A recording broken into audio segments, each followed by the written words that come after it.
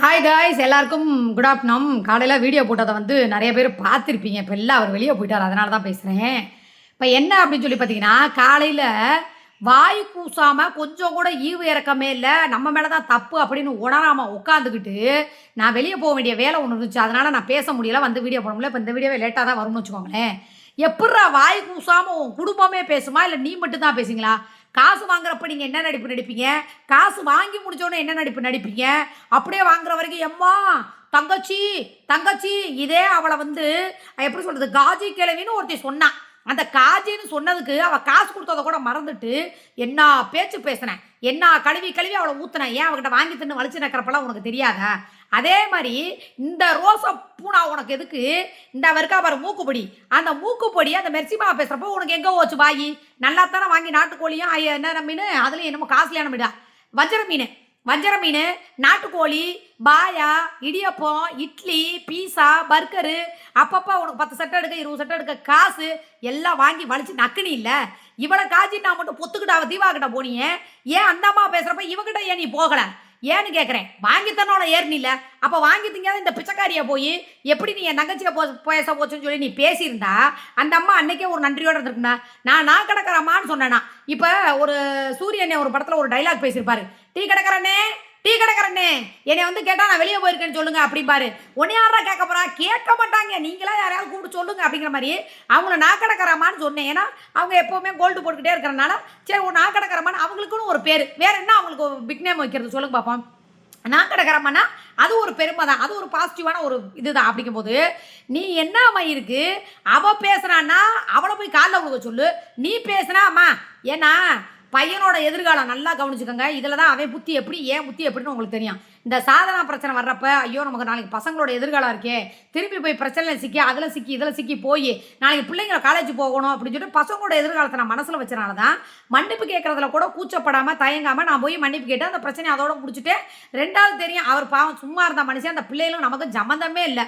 இப்போ என் பிள்ளையா இருந்தால் அடுத்தவங்க பேசினா நான் சும்மா இருப்பேனா? யாராக இருந்தாலும் ஒரு பிள்ளையவோ ஒரு சம்மந்தமே இல்லாத ஒரு நபரை பேசும்போது கோவப்படம் தான் செய்வாங்க. சரியா? இப்போ என்னைய பேசுறீங்க, நான் விட்டுறேன். பிள்ளைகளை பேசினா நான் சும்மா இருப்பேனா? பாலா பேசினா சும்மா இருப்பேனா? ஏன்னா அவன் மீடியா கூட இல்லாத ஒருத்தன். அப்படிங்கும்போது யார் பேசுனாலும் கோவப்படணும். கோவப்பட்டான் தான் அவன் சோத்துல உப்பு போட்டு திங்கிறான்னு ரோசம். ஏதாவது என் ஊருக்காரி அங்கிட்டு இருக்கிறவர்களுக்கும் கொஞ்சம் ரோசம் ஜாஸ்தி.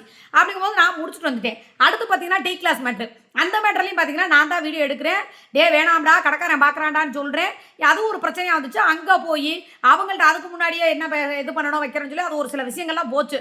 அங்கே போய் போலீஸ் ஸ்டேஷனில் பேசி காம்ப்ரமைஸாக போய் விடு தம்பி, என்னடா தம்பி இதில் என்னடா இருக்குது அப்படின்னா, அப்புறம் அவன் ஒரு சில விழிப்புணர்வு சொன்னாக்கா, நீங்கள் டீ கிளாஸோ எங்களுக்கு அதெல்லாம் மேட்ரே கிடையாது, நீங்கள் வண்டி ஓட்டினாதாக்கா பிரச்சனைனா சரி விடியா, இனிமேல் நாங்கள் இது பண்ணிக்கிறோம், செஞ்சது தப்புதாயா, இனிமேல் பண்ணலை. ஏன்னா எனக்கு புரியாதுங்கும் போது அவன் விளக்கமாக சொன்னான், அக்கா இந்த இடம் அடிக்கடி ஆக்சிடென்ட் ஆகிற இடம், நாளைக்கு நீங்கள் ஏதாவது ஒன்று பண்ணிட்டீங்கன்னா இந்த கடையிலேருந்து வந்த கார் இன்னார் தாங்கிற பேர் வந்துரும்க்கா, அதனால தாக்கா நாங்கள் இந்த அளவுக்கு பண்ணணும்னு புரிஞ்சுக்கிட்டேன். ஏன்னா எனக்கு புரியாத விஷயம் ஒரு சில விஷயம் அவங்க நேரில் அந்த அண்ணன் கூட ஒரு வந்த அண்ணன் நல்லா விவரமாக அழகாக சொன்னாங்க.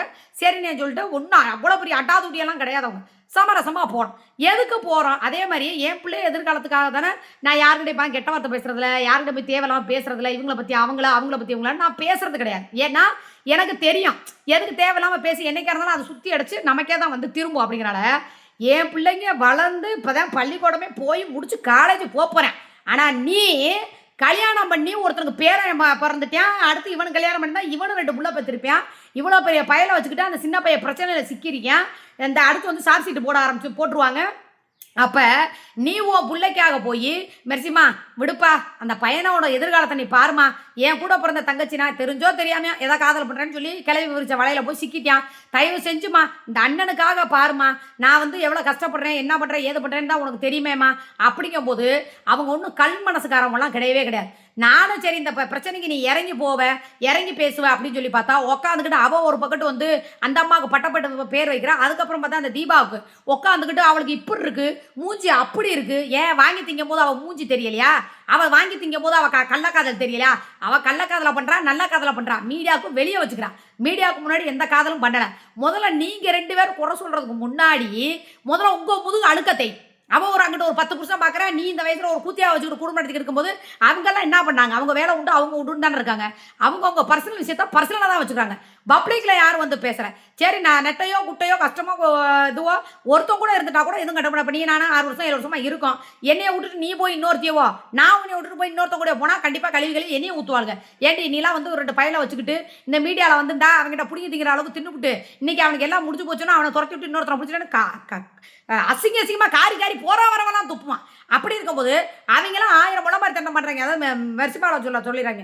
அவங்க என்னென்னமோ பண்ணுறாங்கன்னா அது வந்து மீடியாவுக்கு வெளியே, உள்ளுக்குள்ளே யாரும் கொண்டு வரல. வந்து உட்காந்துக்கிட்டு அவன் சரத்து கூட 4 வருஷம் வாழ்ந்ததுலேருந்து தாலி கட்டி குடும்பம் நடத்துன வரைக்கும் அவன் ஆதாரத்தோட போட்டு டெய்லி லைவை போட்டு கிளிக்கிறான்.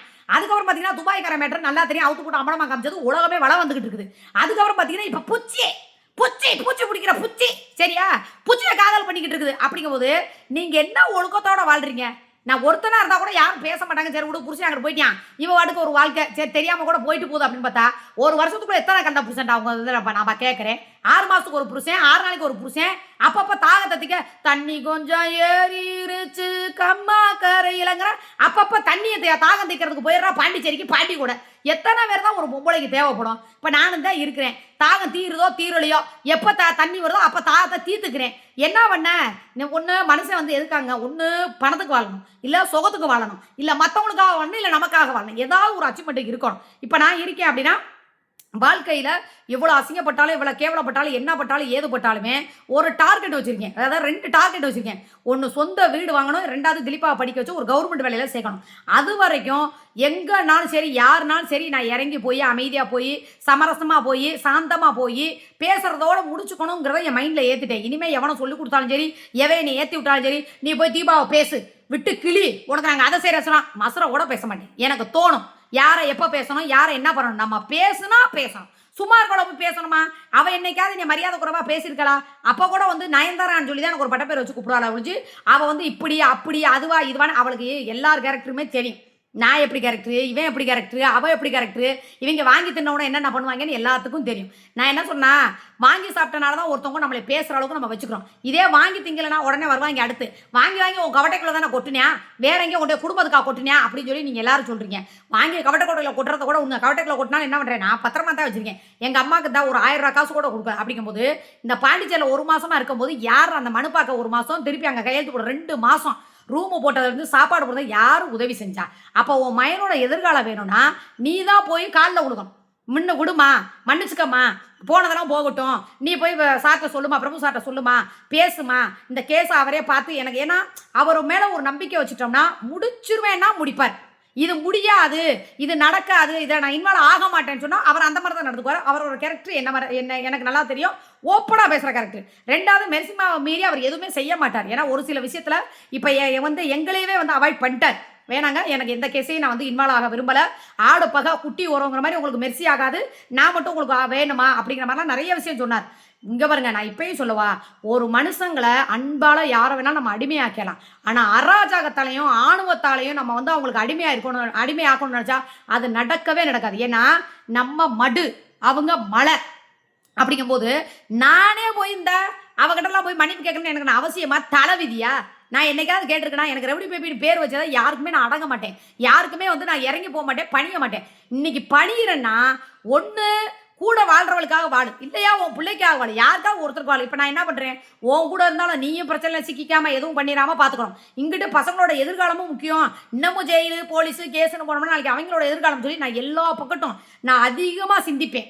பேசும்போது கூட பாருங்கள், வார்த்தையை விட்டுறக்கூடாது தேவையில்லாமல். ஏன்னா அப்போ இருக்கிற பழமொழி இப்போ பேசணும், எனக்கு டக்குன்னு அந்த பழமொழியெல்லாம் வந்துடும். எப்படின்னா இந்த ஜாதிகளை வச்சு நிறைய பழமொழி வரும். அப்படிங்கும்போது ஐயோ வேணாமேன்னு பார்த்து பேசுகிறேன், நானே பார்த்து பேசுகிறேன். இந்த ஆள் வாயை திறந்தா லைவில் 6 மணியில் உட்காந்துக்கிட்டு ஏ தேனா, ஏ பூனா, ஏ பூனா, நான் தான் பேசுவேன். இந்த ஆள் பேசாத நடக்குவேன். இப்போ சர்வ சாதாரணமாக கெட்ட வார்த்தை பேசுகிறேன். இவனெல்லாம் எங்கே கொண்டு வைக்கிறது, இந்த ஏர்வாடியில் தான் கொண்டு போடணும் போல இருக்கு. அப்படி இருக்கிற பட்சத்தில் ஓ மைனுக்கு எதிர்காலம் வேணும், ஓ மைனுக்கு வாழ்க்கை வேணும், நாளைக்கு என்னன்னாலும் சரி நல்லபடியாக முடியணும்னா நீ தான் போய் அவர்கிட்ட போய், அவர் கூட ஒரு பக்கத்து இருந்தாலும் மெர்சிமா தான் எல்லாத்துக்கும் காரணம். அவங்க வந்து சொன்னாங்கன்னா எது எப்போ வேணாலும் நடக்கும். யார் பகையை சம்பாரிச்சா போய் அங்கே புறணி பேசி இங்கே புறம்புச்சு, என்ன மயிரில் ஏன் மூத்திரத்தை குடிக்கிற? அவங்க சொன்னாங்களா என்னைக்காவது சூர்யா போய் என்னை இப்படி புறணி பேசியிருக்கா, என்னை வந்து இப்படின்னு இருக்கா அப்படின்னு இருக்கான்னு என்னைக்காவது சொன்னாங்களா?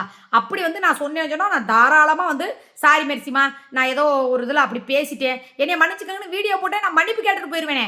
இதுலன்னா மன்னிப்பு கேட்க தெரிஞ்சவன் மனுஷன்னா மன்னிக்க தெரிஞ்சவன் கடவுளுக்கு சமம். எவ்வளோ ஒரு எச்சக்கலை பொறுக்கி தெருப்பொறிக்கு நாய், ஒருவேளை சோத்துக்கு வழி இல்லாத நாய், பிச்சைக்கார நாய், அது உட்காந்து பேசுனதுக்கு அதுலேயே அவள் அழுகுறான்னு சொல்லி அந்த அம்மா ஐயோ பாவமே இதை பண்ணுவோமா அதை பண்ணுவான்னு சொல்லி இப்போ அங்கிட்டும் இல்லாமல் யோசிச்சுட்டு இருக்காங்க. எங்கிட்டோ கிடந்த ஒரு தேனா, சரி 5க்கு 10க்கும் திறந்து காட்டுற தேனா, அவள் எப்படிப்பட்ட தேனான்னு எனக்கு தெரியும். என்னவே பேரம் பேசி கூப்பிட்டவ தானே. அப்படி இருக்கும்போது நீ உன்னைய அண்ணங்கிற பாசம் இன்னும் மனசுக்குள்ள வச்சிருக்கு. இந்த செய்யறது வைக்கிறது பண்ணுறது அதெல்லாம் கிடையாது, பாசம் வச்சிருக்கு. எனக்கு சூர்யாங்கிறது தங்கச்சிங்கிறது ஒரு பாசம். அவளை எந்த இடத்துல வச்சிருக்கோம் எனக்கு தெரியாது. ஏன்னா நான் என்ன எங்கிட்ட எப்படி பழகிறாங்களோ அந்த மாதிரி தான் சொல்ல முடியும். அப்படி இருக்கப்ப ஓ வீட்டுக்குள்ள ஊருப்பட்ட ஆளுக்கு வச்சுட்டு நீ எதுக்கு அடுத்தவங்க போய் போறேன்னு சொல்ற? ஓ வாய் மேலே சும்மா இருந்துச்சா? உன்னை என்ன சொன்னாங்க? சரி அவர் பொதுவான ஆளு விடு, அவர் அப்படித்தான் அப்படின்ட்டு விட்டாங்களே. நீ என்னத்துக்கு போய் அவளுக்கு சொப்பு தூக்குன?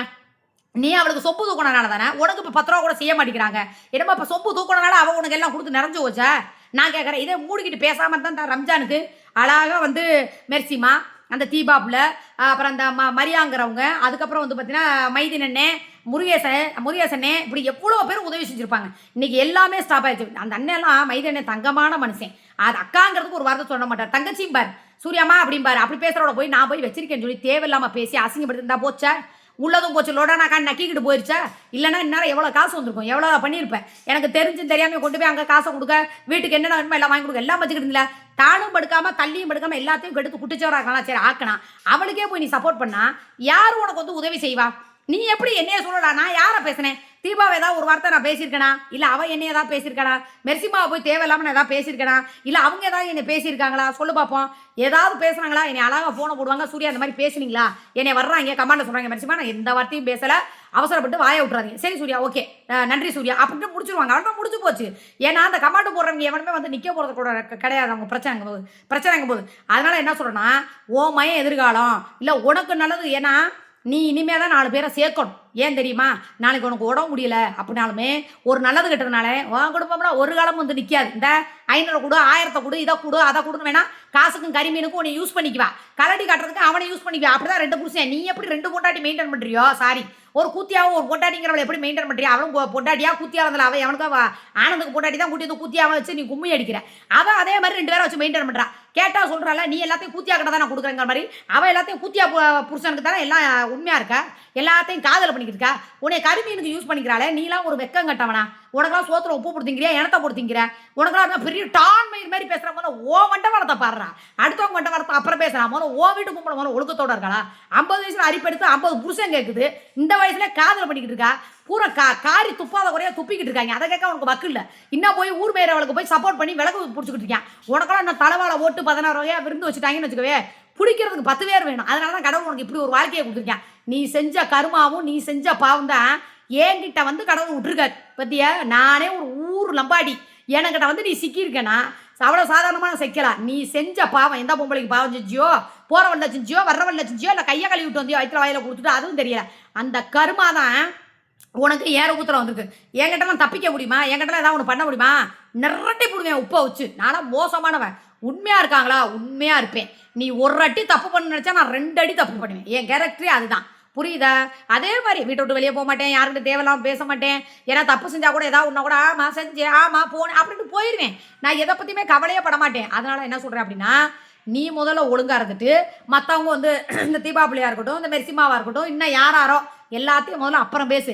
எல்லாரும் தேனாமாவே தேனா சிரிக்கி தேனாங்கிறியே, இவ யார்ரா அவ? ஒரே பத்தினியா? உனக்கு மட்டும் படுத்து புள்ள பத்து உனக்கு மட்டும் வாழ்ந்துக்கிட்டு இருக்கா. இப்போ வரைக்கும் எவன் கூட வாழ்ந்தானு எல்லா கள்ள புருஷங்களும் வந்துட்டாங்க வரிசையா. சரியா? ஆப்ரேஷனுக்கு ஒரு புருஷன், ஆதார் கார்டுக்கு ஒரு புருஷன், கரிமீனுக்கு ஒரு புருஷன், கலட்டி காட்ட ஒரு புருஷன், 10 பவுனுக்கு ஒரு புருஷன், தண்ணி தாகம் தைக்கிறதுக்கு ஒரு புருஷன்னு எத்தனை புருஷன் வச்சிருக்கான்னு எல்லாரும் வந்துட்டாங்க. புரியுதா? உடனே வந்தாலும் சொல்லுவா அவள் ஊர் மேலே போனா, நானாவது வறுமைக்கு பிள்ளைக்காக போனேன். ஆனால் அறிவிப்புக்கும் சுகத்துக்கும் அப்பப்போ இத்தனை புருஷனை வச்சு மெயின்டைன் பண்ணுறா பாரு.